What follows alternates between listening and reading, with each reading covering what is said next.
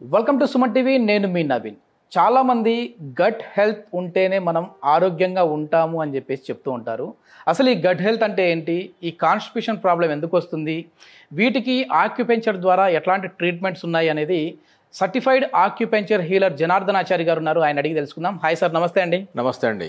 Sir, మలబద్ధక సమస్య, so అసలు ఈ ప్రాబ్లము నిజంగా ఇది సమస్యేనా అని చెప్పేసి అనుకుంటా ఉంటారు.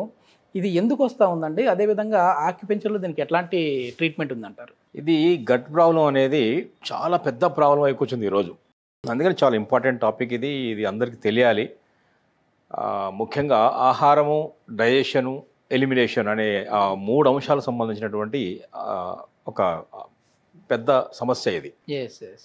ఇది ఈ మధ్య మనం వింటూనే ఉన్నాం. ప్రతి ఒక్కరూ ఈ సమస్య గురించి ఎక్కువ డిస్కషన్ చేస్తున్నారు. ఒకప్పుడు ఏంటంటే ఇది పిల్లల్లో కనిపించేది, ఒక వయసు వచ్చాక వృద్ధుల్లో కనపడేది. ఇప్పుడు వయసుతో సంబంధం లేకుండా ప్రతి ఒక్కరూ ఏదో ఒక సమయంలో ఈ కాన్స్టిపేషన్ అండ్ మలబద్ధకం అనే ఒక సమస్యను ఎదుర్కొంటున్నారు. అంటే మలబద్ధకం అంటే ఏంటి యాక్చువల్గా ఏంటంటే, కొంతమంది ఏం చెప్తారంటే వారానికి ఒకరోజు రెండు రోజులు మోషన్ వెళ్ళకపోయినా కూడా మళ్ళీ బాడీ సర్దుకుంటుంది, దాన్ని మనం మలబద్ధకంగా చెప్పాల్సిన పని లేదంటారు. ఎస్ అనే ఒక వెర్షన్ ఉంది. కానీ మన ట్రెడిషనల్ సిస్టంలో మనం ఉన్నటువంటి ఆ పెరిగిన వాతావరణంలో మనం ఏం చెప్తామంటే, ప్రతిరోజు ఆహారం తిన్నది అరగాలి, దాని సారం వంటబట్టాలి, ఆ వ్యర్థాలు ఎలిమినేట్ అయిపోవాలి, ఎక్స్క్రీట్ అయిపోవాలి అని మనం చెప్తున్నాం. ఇది నిజానికి సరైనదే. ఎందుకంటే మనం మార్నింగ్ మళ్ళీ ఈ ఎలిమినేషన్ జరగకుండా మళ్ళీ ఫ్రెష్గా భోజనం చేయాలన్నా కూడా సహించదు, ఇష్టం ఉండదు.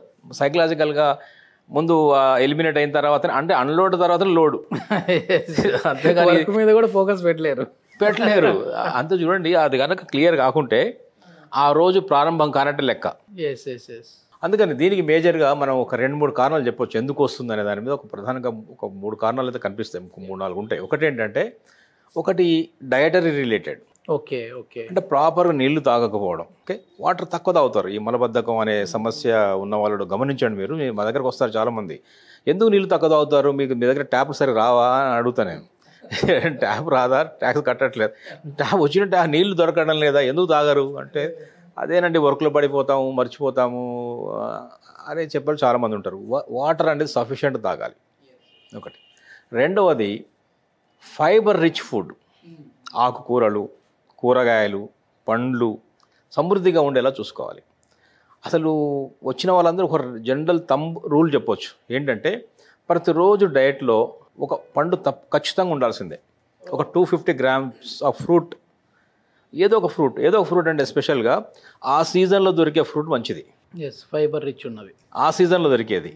ఇప్పుడు ఏ సీజనల్గా ఫ్రూట్స్ వస్తాయి కదా, కొన్ని సీజన్స్లో మనకు మ్యాంగో కనిపిస్తుంది, కొన్ని సీజన్స్లో మనకు సీతాఫలం కనిపిస్తుంది, సంత్రా కనిపిస్తుంది. అట్లా ఆ సీజన్లో దొరికే ఫ్రూట్స్ అన్నీ కూడా మనకు మంచివే.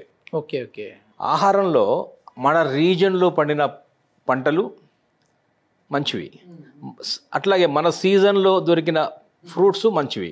రీజనల్ అండ్ సీజనల్ అవి మనకు ఒంటికి పడతాయని అర్థం చేసుకోవాలి. ఓకే, అంటే ఆహారం మనం తీసుకోవాల్సింది ఏంటంటే, వాటర్ ఒక ఇంటేక్ బాగుండాలి. రెండవది ఆహారం విషయంలో ఈ వెజిటబుల్స్, ఫ్రూట్స్, నట్స్ ఉండేలా చూసుకోవాలి. ఇక మూడోది ఏంటంటే, ఆహారాన్ని ఖచ్చితంగా మంచిగా పచనం అయ్యేలాగా నమిలి తినాలి. సగం డైజెషన్ ఇక్కడ అయిపోవాలి, సలైవతో మిక్స్ అయిపోవాలి. ఇంకొక మేజర్ ఏంటంటే, చూసి తినాలి. డయట్ని చూడకుండా తినకూడదు. డైజెషన్లో మీద గట్ అన్నారు. గట్ హెల్త్ అంటే అది ఇక్కడ నోటి దగ్గర ప్రారంభమైంది, యానస్ దగ్గర ఎండ్ అవుతుంది, గట్ ట్రాక్ట్ మొత్తం కూడా. సో ఇది ఇక్కడి నుంచి ప్రారంభమవుతుందంటే చాలామంది నోటిలోని ఇవే అనుకుంటున్నారు. కాదు, కంటి యొక్క పవర్ కూడా డైజెషన్కి ఉపయోగపడుతుంది. ఎందుకంటే చూడకపోతే ఏం తింటున్నాము, ఎంత తింటున్నాము, ఎంత అవసరం దాన్ని అరిగించడానికి, ఎంత మనకు బైల్ జ్యూస్ కావాలి, ఎంత డైజెస్టివ్ జ్యూస్ కావాలి, ఎంత హైడ్రోక్లోరిక్ యాసిడ్ కావాలి, ఎంత ఇన్సులిన్ కావాలనేది బాడీకి సరైన మెసేజ్ వెళ్ళదు. చూసినప్పుడు బ్రెయిన్ కాస్త దానికి ఇంటర్నల్గా మెసేజ్ ఇస్తుంది, ఇంత ఫుడ్ వస్తుంది, దాన్ని రెడీ చేయండి డైజెషన్ కానీ. అది మనం ఏం చేస్తున్నాం అంటే, డిస్కషన్ చేస్తూ, లంచ్ ఆన్ మీటింగ్ పెట్టుకుంటూ, లేదంటే టీవీ చూస్తూ, స్క్రీనింగ్ చూస్తూ, సెల్ ఫోన్ చూస్తూ అట్లా చేస్తూ ఉంటే ఆ మూమెంట్ కూడా, పెరిస్టాటిక్ మూమెంట్ కూడా సరిగా ఉండదు కదా. రాదు. ముందు ఇక్కడి నుంచి డైజెషన్ లేనప్పుడు గ్యాస్ ఫామ్ అవుతుంది, ఇష్యూ స్టార్ట్ అవుతాయి. అప్పుడు మోషన్ తర్వాత ఓకే, దీని ఇంటర్లింక్ సమస్యలు ఇంకేమేమి ఉంటాయి సార్? ఇదే మీరు గ్యాస్ అయితే ఎప్పుడైతే ఫామ్ అయ్యి వ్యర్థాలు అయితే ఎప్పుడైతే మనం ఎలిమినేట్ కావడం లేదో దాని నుంచి వచ్చి ఒక సమస్య అని కాదు. మన మేజర్ కనిపించేది అంటే పైల్స్ అనేది మేజర్ కనిపిస్తుంది చూసారా, మోషన్లో బ్లడ్ కూడా వస్తుంటుంది. పైల్స్, ఫిస్టులా, స్కిన్ డిసీజెస్, దాదాపు అన్ని రకాల చర్మ వ్యాధులు కూడా రిలేటెడ్ టు మన మోషన్ సరిగ్గా వెళ్ళకపోవడమే. ఓకే, స్కిన్ ప్రాబ్లమ్స్ అంటాం కదా. సో అట్లనే ఇట్ యాక్చువల్గా మదర్ ఆఫ్ ఆల్ డిసీజెస్ అని చెప్పొచ్చు. ఇప్పుడు ఇల్లు కనుక మనం ఇంట్లో చెత్త శుభ్రం చేసుకోకపోతే ఎన్ని సమస్యలు వస్తాయో, ఒంట్లో ఉన్నటువంటి ఆ వ్యర్థాలను సరిగ్గా బయట పంపించకపోతే అంతకంటే ఎక్కువ సమస్యలు వస్తాయి. ఒక రకం చెప్పాలంటే root of all disorders. Treatment ఏంటి సార్, ఎట్లా ఉంది మన ఆక్యుపెంచర్లో? ఇప్పుడు ఇంకా సైకలాజికల్ కూడా దీనికి రీజన్స్ ఉంటాయి. ఇది డయటరీ అనుకున్నాం. సైకలాజికల్గా ఏంటంటే మనము మోషన్ ఇమోషనల్గా రీజన్స్ కూడా ఉన్నాయి మనకు, మన మోషన్ క్లియర్ కావడానికి. సో బేసిక్గా దాని మీద ఏం చెప్పొచ్చు అంటే మనం ఏదైనా మనం ఒక కొత్త ప్రాంతాన్ని పోయినా, కొత్త ఊరు పోయినా మనం ఇమోషనల్గా కనెక్ట్ కాము. ఈ టాయిలెట్ నాది కాదు, ఇది నా ఊరు కాదు అనుకుంటారు. అప్పుడు ఊరు వెళ్ళిన ఇమోషన్ వెళ్ళరు సరిగా. గమనించారా? అదొకటి. ఇంకొకటి ఏంటంటే వదులుకునే తత్వం ఉండాలండి. సైకలాజికల్గా కొంతమందిలో ఏది వదులుకోరు. ఏదో మీరు మాట అన్నారు అనుకుంటాను, ఆ మాటని పట్టుకొని ఉంటాం. అది కొంచెం వదిలేయాలి. వదులుకునే తత్వం ఉంటే బాడీ కూడా ఏం చేస్తుంది అంటే దాని కూడా వదులుకునే తత్వం ఉంటుంది. ఓకే ఓకే, అర్థమైందా? ఎలిమినేషన్ అంటే కొంచెం వదులుకునే తత్వం, పట్టుకొని అట్లాగే కూర్చోకూడదు. సో ఇవన్నీ కూడా సైకలాజికల్ అండ్ డైటరీ ఇంకొక ఈ రీజన్స్ అవుతున్నాయి మనకు. సో దీన్ని మనం ఆక్యుపంక్చర్లో దీనికి అద్భుతమైనటువంటి ఒక చాలా పాయింట్స్ ఉన్నాయి. మన వాళ్ళు వచ్చినప్పుడు ఏం చేస్తామంటే జనరల్గా పేషెంట్ వచ్చినప్పుడు ఆ కాన్స్టిపేషన్ ఎప్పటి నుంచి ఉంది, ఎంతకాలం నుంచి ఉంది, ఇంకా వేరే సమస్యలు ఏమైనా ఉన్నాయని అంటే అడిగి తెలుసుకుంటాము. వాళ్ళు చెప్పినంత వింటాము. ఈ డైటరీ రిస్ట్రిక్షన్ కొంచెం చిన్న మార్పులు చెప్తాము. పల్స్ బేస్ చూసుకొని ఆ పల్స్ను బట్టి నాడీ పరీక్ష ద్వారా ఏ ఆర్గాన్లో ఇంబ్యాలెన్స్ చూసుకొని దానికి మనం ఇవ్వడం జరుగుతుంది. ఇప్పుడు మనం ఈ ఆక్యుపంక్చర్లో మనం ఏం చేద్దామంటే ఇది ఆక్యుపంక్చర్లో ఈ యొక్క హ్యూమన్ మోడల్. ఓకే, ఆక్యుపంక్చర్ ఇవన్నీ కూడా మెరిడియన్స్ అనుకుంటున్నాము. ఇది శక్తి ప్రసార మార్గాలు. ఇవి ఆక్యుపంక్చర్ రహస్య బిందువులు. శరీరం మీద ఉన్నటువంటి శక్తి ప్రసార మార్గాల లోపల అన్ని నెంబర్లు ఉన్నాయి చూసారా, ఇట్లాంటివి ఆక్యుపంక్చర్ పాయింట్స్ అంటాము. ఇవి 361 ఉన్నాయి. సో దీంట్లో ఈ ఇప్పుడున్నటువంటి లార్జ్ ఇంటెస్టైన్ సంబంధించిన సమస్య ఇది. యాక్చువల్గా ఇది లార్జ్ ఇంటెస్టైన్ లోపల ఈ ఖచ్చితమైన మూమెంట్స్ లేకపోవడం వల్ల, మోషన్ గట్టిపోవడం వల్ల, లేదా బాగా కూల్ అయిపోవడం వల్ల ఈ సమస్య వస్తుందని ఆక్యుపంక్చర్ చెప్తుంది. మూమెంట్ కావాలంటే సఫిషియెంట్ హీట్ ఉండాలి. ఆ హీట్ కన్నా ఎక్కువ హీట్ అవుతే ఏమవుతుందంటే గట్టిపడుతుంది అది. అందుకని ఎక్కువ నీళ్ళు తాగమని చెప్పేది. అలాగా దానికన్నా తక్కువ హీట్ ఉందనుకోండి కూల్ అయిపోతుంది. కూల్ అయినా మూవ్ కాదు మళ్ళీ. అందుకని ప్రాపర్ హీట్ మెయింటైన్ కావాలంటున్నాం మనం. దానికి ఏంటంటే ఈ ఫైబర్ రిచ్ ఫుడ్ బాగా ఉపయోగపడుతుంది. ఈ మన లార్జ్ ఇంటెస్టైన్లో మోషన్ ఈ మూమెంట్ తీసుకొచ్చేటటువంటి ఒక అద్భుతమైన పాయింట్ ఒకటి ఉంది. అది లార్జ్ ఇంటెస్టైన్ అనే లార్జ్ ఇంటెస్టైన్ అంటాము. అది మన శరీరంలోని ఇప్పుడు ఇక్కడైతే చూపించడం, ఈ మోడల్ చూపించడం కష్టం అవుతుంది. ఎందుకంటే ఇక్కడ ఉంటుంది ఇది, ఇక్కడ ఇలా ఈ ఇండెక్స్ ఫింగర్ చూసారా, ఇండెక్స్ ఫింగర్ నుంచి ఇలా వచ్చినప్పుడు ఈ జాయింట్లో ఉంటుంది ఇది.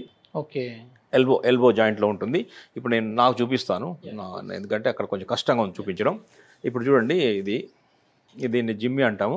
దీని ద్వారా చూపిస్తాను. ఈ లార్జ్ ఇంటెస్టైన్ నుంచి ఇలా మూవ్ అవుతుంది. LI1 and large intestine point 1 అంటే ఇలా వచ్చినప్పుడు ఇలా చైన్ ఫోల్డ్ చేసినప్పుడు ఇక్కడ చూడండి ఈ క్రీజ్ ఎండ్ ఈ యొక్క చూసారా బొటనవేలు వైపు అవుట్ సైడ్ ఓకే ఇలా క్లోజ్ చేసినప్పుడు ఈ క్రీజ్ యొక్క ఎండ్ పోర్షన్ ఒకటి చూసారా ఇది. ఓకే, ఇది ఈ పాయింట్ని మనం ఇక్కడ మీరు ప్రెస్ చేసుకుంటే కూడా కొంచెం పించింగ్ లాగా ఉంటుంది. ఎక్కువ గట్టిగా ప్రెస్ చేయాల్సిన అవసరం లేదు. చాలా ఎపిసోడ్లో చెప్పాము మనం. జనరల్గా ఏంటంటే ఈ పాయింట్ లోపల ఇలా సర్క్యులర్ మోషన్లో క్లాక్ వైజ్గా ఒక 1 minute 1.5 minutes ఇలా ప్రెస్ చేసుకోవచ్చు. ఒకటి లేదా మెల్లగా పాయింట్ తెలిసింది కాబట్టి ట్యాపింగ్ కూడా చేసుకోవచ్చు. ఇలా చేసుకోవచ్చు. అలాగే ఈ హ్యాండ్లో కూడా ఉంది, మళ్ళీ రైట్ హ్యాండ్లో కూడా ఉంటుంది. సేమ్ ఈ క్రీజ్ యొక్క ఎండ్ ఈ భాగంలో ఉంటుంది. మళ్ళీ దీన్ని ఇలా సర్క్యులర్ మోషన్లో చేసుకోవచ్చు. ఇది LI11 అనే పాయింట్. హోమోస్టాటిక్ పాయింట్ అంటాము దీన్ని. ఇది ఏం చేస్తుంటే బాడీ లోపల ఎనర్జీ సిస్టమ్ని బ్యాలెన్స్ చేస్తుంది. దీర్ఘకాలికంగా ఉన్న వాళ్ళకి కూడా ఈ పాయింట్ యూజ్ అవుతుంది. దీర్ఘకాలికంగా అంటే ఒకటి ట్రై చేయొచ్చు, ఎందుకంటే డయట్ మారుస్తున్నాము. ఇంకొకటి కూడా చేయాలి వీళ్ళు, సైకలాజికల్ ఇష్యూ మోషన్ అనుకున్నాం, వీళ్ళు కూడా ఏం చేయాలంటే హ్యూమర్ కామెడీ సినిమాలు ఎక్కువ చూడాలి. నిజం చెప్తున్నాను, ఎంత కామెడీ ఉంటే ఎంత హ్యూమర్ ఉంటే అంత హార్ట్ వికసిస్తుంది, ఎంత హార్ట్ వికసిస్తే అంత ఫైర్ బ్లడ్ సర్క్యులేట్ అవుతుంది, లార్జ్ ఇంటెస్టైన్ లోపల మూమెంట్ వస్తుంది.